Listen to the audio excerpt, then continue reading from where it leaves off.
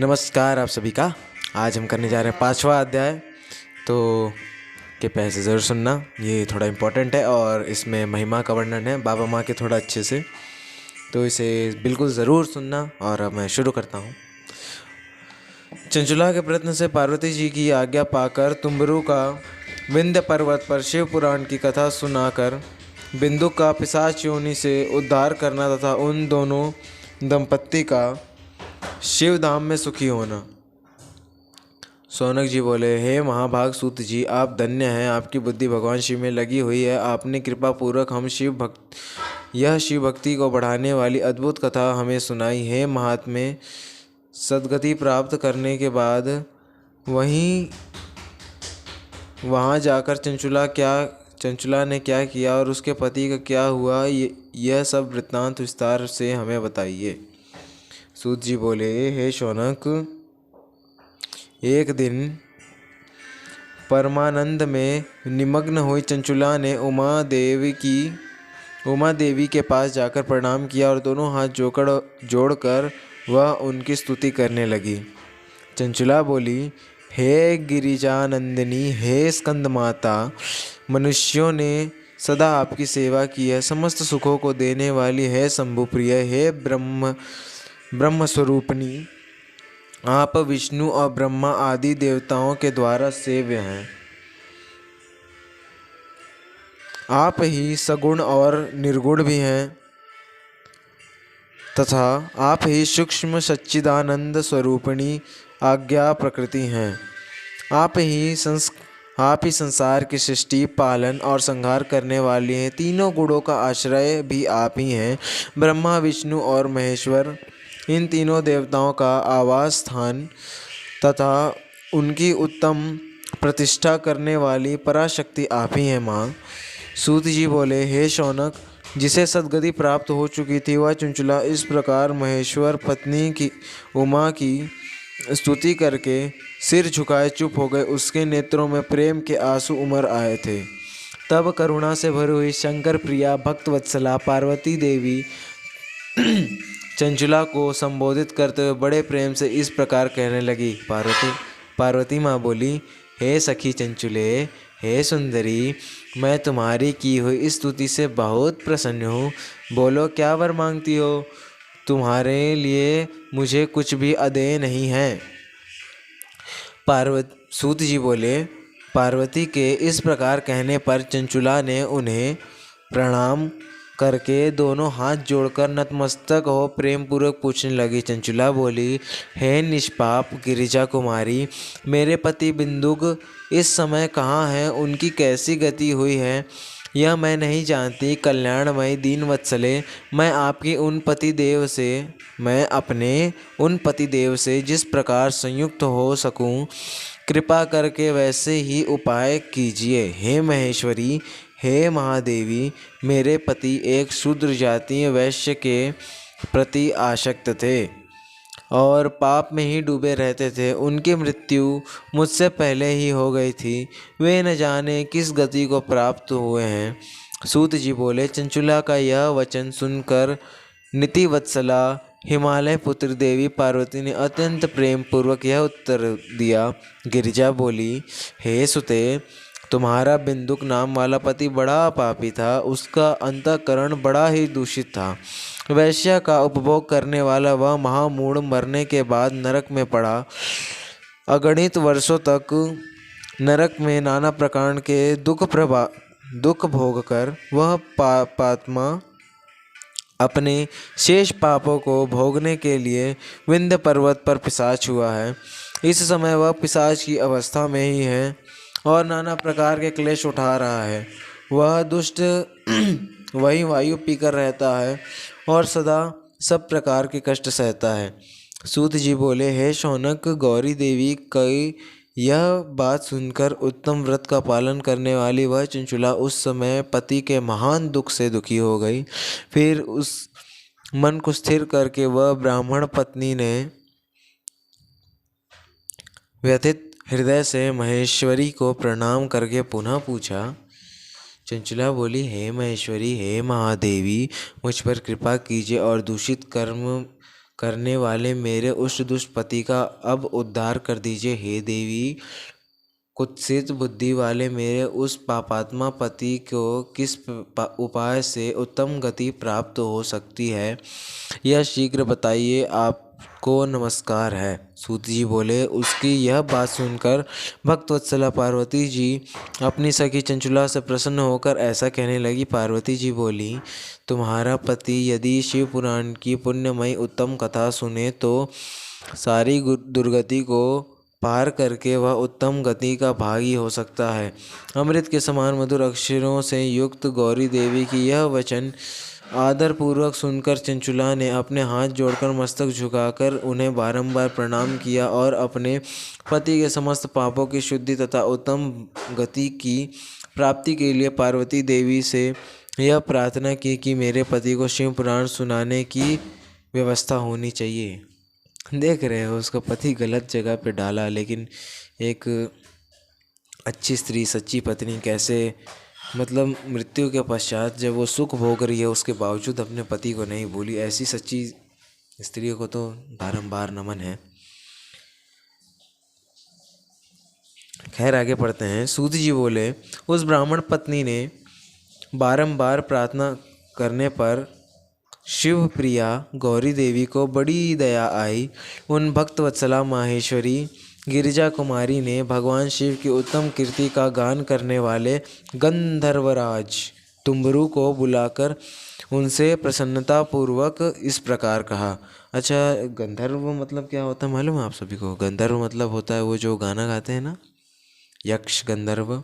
तो उन गंधर्व के राजा तुम्बरु को बुलाकर उन्होंने प्रसन्नतापूर्वक इस प्रकार कहा। गिरिजा बोली, माने माता पार्वती बोली, मेरे मन की बातों को जानकर मेरे अभिष्ट कार्यों को सिद्ध करने वाले तथा शिव में प्रीति रखने वाले हे तुम्बरु, मैं तुमसे एक बात कहती हूँ, तुम्हारा कल्याण हो। तुम मेरी इस सखी के साथ शीघ्र ही विंध्य पर्वत पर जाओ। वहाँ एक महाघोर और भयंकर पिशाच रहता है, उसका वृत्तांत तुम आरंभ से ही सुनो। मैं तुमसे प्रसन्नतापूर्वक सब कुछ बताती हूँ। पुनर्जन्म में वह पिशाच बिंदुक नामक ब्राह्मण था। वह मेरी इस सखी चंचुला का पति था, परंतु वह दुष्ट वैश्यागामी हो गया। स्नान संध्या आदि नित्य कर्म छोड़कर वह अपवित्र रहने लगा। क्रोध के कारण उसकी बुद्धि पर मूढ़ता छा गई थी। वह कर्तव्य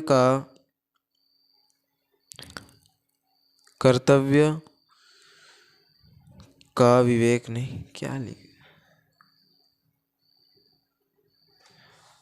कर्तव्य का विवेक नहीं। ये बीच में कुछ फ़ोटोज़ हैं, इसको वीडियो में डाल दूंगा।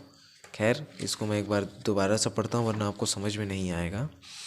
पुनर्जन्म में वह पिशाच बिंदुक नामक ब्राह्मण था। वह मेरी इस सखी चंचुला का पति था, परंतु वह दुष्ट वैश्यागामी हो गया। स्नान संध्या आदि नित्य कर्म छोड़कर वह अपवित्र रहने लगा। क्रोध के कारण उसकी बुद्धि पर मूढ़ता छा गई। वह कर्तव्य का विवेक नहीं कर पाता था।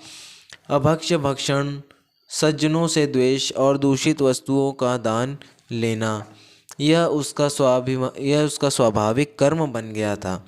वह अस्त्र शस्त्र लेकर हिंसा करता, बाएं हाथ से खाता, दीनों को सताता और क्रूरतापूर्वक पराये घरों में आग लगा देता था। वह चांडालों से प्रेम करता और प्रतिदिन वेश्या के संपर्क में रहता था। वह बड़ा दुष्ट था। उस पापी ने अपनी पत्नी का परित्याग कर दिया था और वह दुष्टों के संग में निरंतर रहता था। उसने वैश्या के कुसंग से अपने सारे पुण्य नष्ट कर लिए और धन के लोभ से अपनी पत्नी को निर्भय करके व्यभिचारिणी बना डाला। वह मृत्युपरांत दुराचार में ही फंसा रहा। फिर समय आने पर उसकी मृत्यु हो गई। वह पापियों के भोग स्थान घोर यमपुरी में गया और वहाँ बहुत से नरकों को भोग कर वह दुष्ट आत्मा इस समय विंध्य पर्वत पर पिशाच बना हुआ है। वहीं पर वह दुष्ट पिशाच अपने पापों का फल भोग रहा है। तुम उसके आगे यत्नपूर्वक शिव पुराण की इस दिव्य कथा का प्रवचन करो, जो परम पुण्यमयी तथा समस्त पापों का नाश करने वाली है। उत्तम शिव पुराण की कथा के श्रवण से उसका हृदय शीघ्र ही समस्त पापों से शुद्ध हो जाएगा और वह प्रेत योनि का परित्याग कर देगा। दुर्गति से मुक्त होने पर वह बिंदुक नामक पिशाच को मेरी आज्ञा से विमान पर बिठाकर तुम भगवान शिव के समीप ले आओ। सूत जी बोले, हे शौनक, महेश्वरी उमा के इस प्रकार आदेश देने पर गंधर्वराज तुम्बरु मन ही मन बड़े प्रसन्न हुए और उन्होंने अपनी भाग्य की सराहना की। तत्पश्चात उस पिशाच की सती साध्वी पत्नी चंचुला के साथ विमान पर बैठकर नारद के प्रिय मित्र तुम्बरु वेगपूर्व विंध्याचल पर्वत पर गए, जहाँ वह पिशाच रहता था। वहाँ उन्होंने उस पिशाच को देखा। उसका शरीर विशाल था और उसकी ठोड्डी बहुत बड़ी थी। वह कभी हंसता, कभी रोता और कभी उछलता। उसकी आकृति बड़ी विकराल थी। भगवान शिव की उत्तम कीर्ति का गान करने वाले महाबली तुम्बरु ने उस अत्यंत भयंकर पिशाच को बलपूर्वक पाशों द्वारा बांध लिया। तदनंतर तुम्बरु ने शिव पुराण की कथा बाँचने का निश्चय करके महोत्सव युक्त स्नान और मंडप आदि की रचना की। इतने में ही संपूर्ण लोकों में बड़े बड़े वेग से यह प्रचार हो गया कि देवी पार्वती की आज्ञा से एक पिशाच का उद्धार करने के उद्देश्य से शिव पुराण की उत्तम कथा सुनाने के लिए तुम्बरु विंध्य पर्वत पर गए हैं। तब तो उस कथा को सुनने के लिए लोभ से बहुत से देवता और ऋषि भी शीघ्र ही वहां जा पहुँचे। आदर पूर्वक शिव पुराण सुनने के लिए आए हुए लोगों का उस पर्वत पर बड़ा अद्भुत और कल्याणकारी समाज जुट गया। तत्पश्चात तुम्बरु ने उस पिशाच को पांशों से बांधकर आसन पर बिठाया और हाथों में वीणा लेकर गौरीपति की कथा का गान आरंभ किया।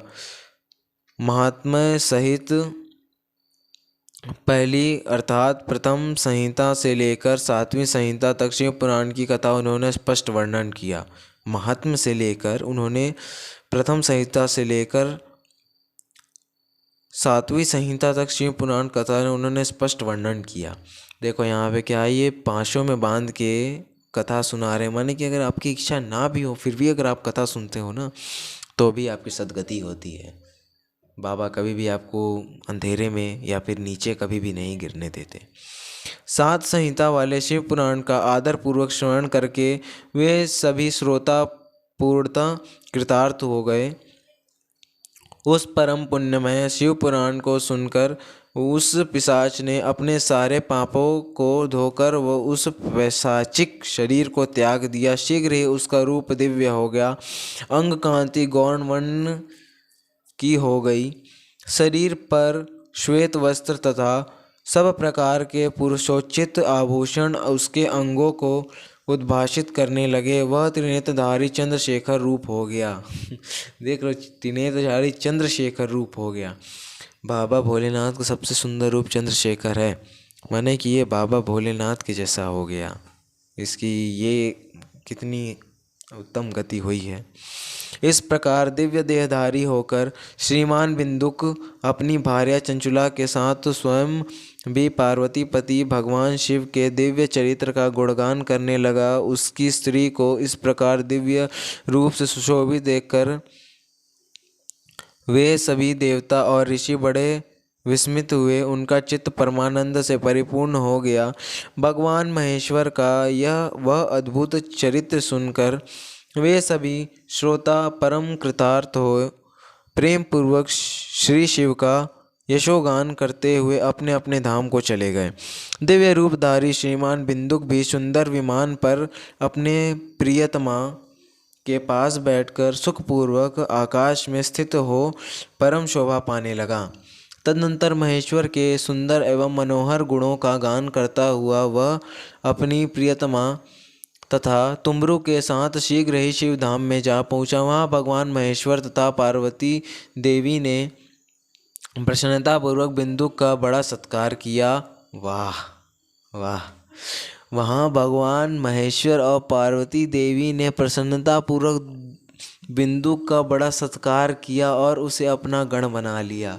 सोचो विश्व क्या, बाबा भोलेनाथ, महेश्वर और प्यारी मैया, इन दोनों ने स्वयं स्वागत किया। देखो कितने निर्मल हैं ये, कितने कितने दयालु हैं, कितने निर्मल हैं, इनका क्या गान करें। स्वयं ये मतलब स्वागत कर रहे हैं, इनके जैसा दयामयी तो और कोई है ही नहीं।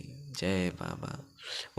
उसकी पत्नी चंचुला पार्वती जी की सखी हो गई। उस धनी धनी भूत ज्योति स्वरूप परमानंदमय सनातन धाम में अविचल निवास पाकर वे दोनों दंपत्ति परम सुखी हो गए। यह दंपत्ति इतिहास मैंने आपको सुनाया। जो पापों का नाश करने वाला, उमा महेश्वर को आनंद देने वाला, अत्यंत पवित्र तथा उनमें भक्ति बढ़ाने वाला है। जो इसे भक्तिपूर्वक सुनता है अथवा एकाग्रचित्त होकर इसका पाठ करता है, वह अनेक सांसारिक सुखों को भोग कर अंत में मुक्ति प्राप्त करता है। इसी प्रकार से स्कंद महापुराण के अंतर्गत शिव महापुराण महात्म्य में बिंदुक सद्गति वर्णन नामक 5वां अध्याय पूर्ण हुआ। देखो ये अध्याय कितना पवित्र था, कितना अच्छा था ये अध्याय। मैं देख रहा हूँ वीडियो शेयर हो नहीं रहा है, लोग देख भी नहीं रहे हैं। खैर, मेरी तो बस यही विनती रहेगी कि आप इस कथा को ज़रूर सुनो, महात्म्य को। यदि आपको सुनना है ना, तो ये सातों जो है ना, ये सातों को मैं एक ही में चिपका के, मैंने कि सबके एक ही वीडियो बना के, लंबा भले होगा लेकिन पोस्ट कर दूंगा आपकी सुविधा के लिए। बाकी ये छोटी सी वीडियो मैंने बनाई है, यदि कोई भूल चूक होगी तो मुझे ज्ञानी मूर्ख को क्षमा करना। कमेंट करके बता देना कि यदि कोई गलती हो तो। वीडियो क्वालिटी सुधारनी हो, पीछे पीछे क्या करना है, ऐसा जो कुछ भी आपके हिसाब से स्पेसिफिकेशंस वगैरह होंगे वो सब आप मुझे बता दीजिएगा। बाकी आप सभी को जय माता जी की। हर हर महादेव, जय शिव शंभू, नमः शिवाय।